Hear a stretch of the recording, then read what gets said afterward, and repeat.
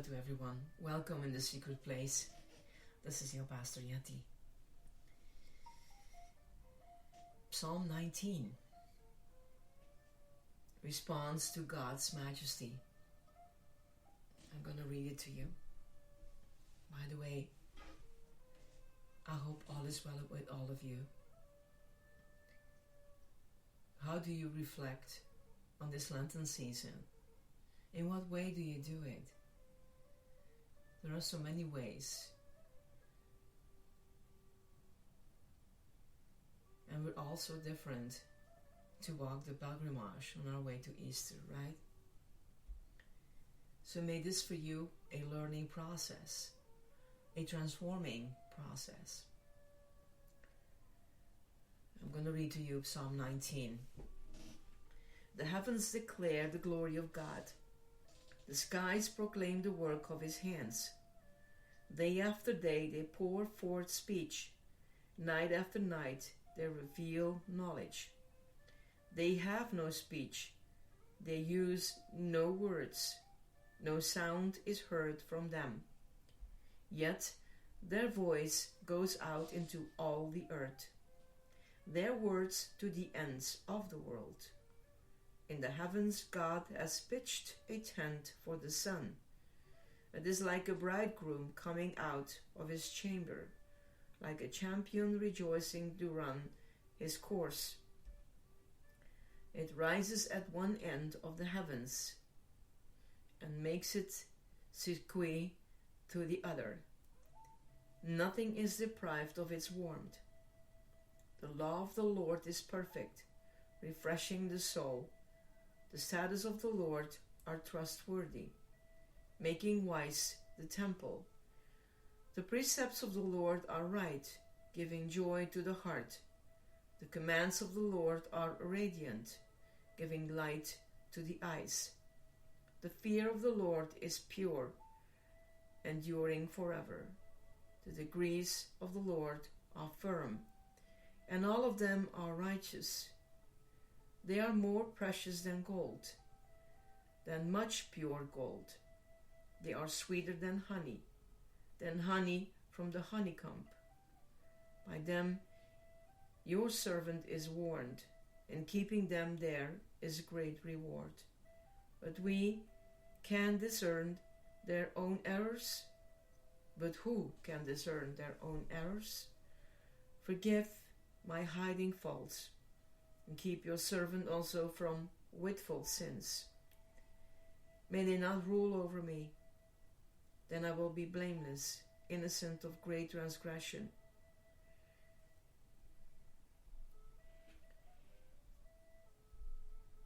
May these words of my mouth and this meditation of my heart be pleasing in your sight, Lord, my rock and my redeemer. And that is our key verse for today. God's existence is revealed by the grandeur and glory of his creation. The precise functioning of the way nature fits together, the way days and nights and seasons flow in orderly sequence and sustain life, is evidence throughout the world. There is no place, no people or language that does not have testimony and witness of a divine creator and the one who is sovereign over the universe. But the physical, natural world is only a parallel or example of the moral nature of God that governs all things and by which God has chosen to bless mankind.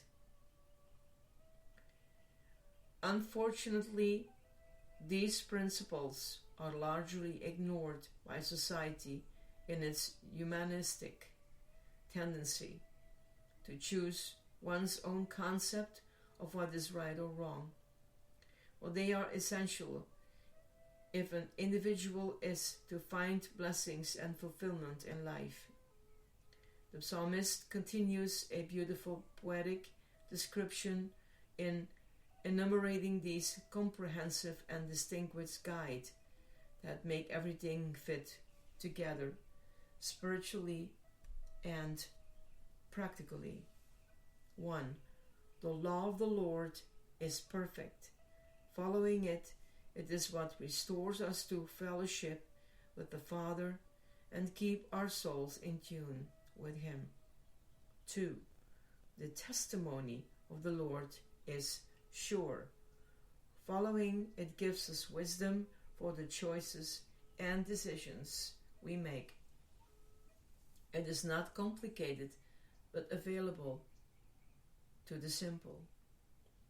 3. The precepts of the Lord are right. Understanding these principles and values and applying them will bring a life filled with joy. 4. The commandments of the Lord are pure. They are not designed to be burdensome or punitive, but to enlighten our understanding for expecting behavior and integrity. 5. The fear of the Lord is clean. Perseverance in a holy and righteous life without wavering comes from a reverence for the Lord. Living in awe of Him, His glory and presence is a deterrent from anything sinful and impure. 6. The judgments of the Lord are righteous. They are not to be feared but desired because they convict us and restore us. They can be counted on to be just and redemptive.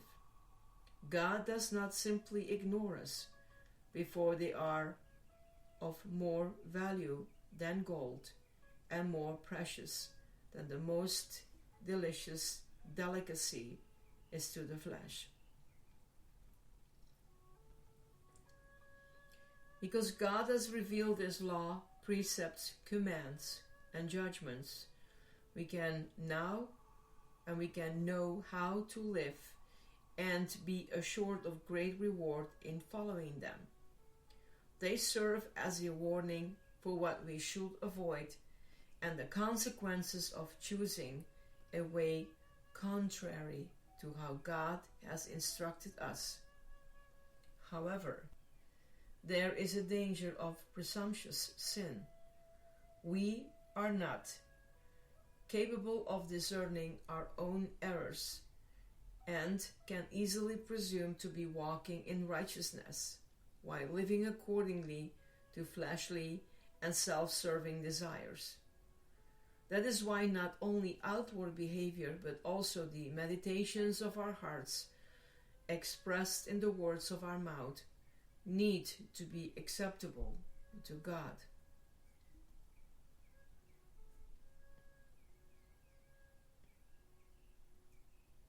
Pray with me. Lord, the glory of the universe, your creation, is an awesome reminder of your power and authority. I long to walk in obedience and fellowship with you. Thank you for giving your law to guide me. But it is my heart that you see and judge. May my thoughts and meditations be pure and reflected in my words and conversation. Convict me of ways contrary to your will. Cleanse me of error and guard me from presumptuous sins.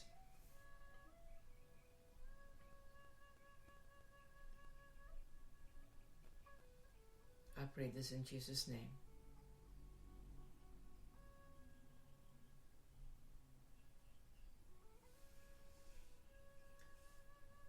You can pray these words every day and every moment of your life.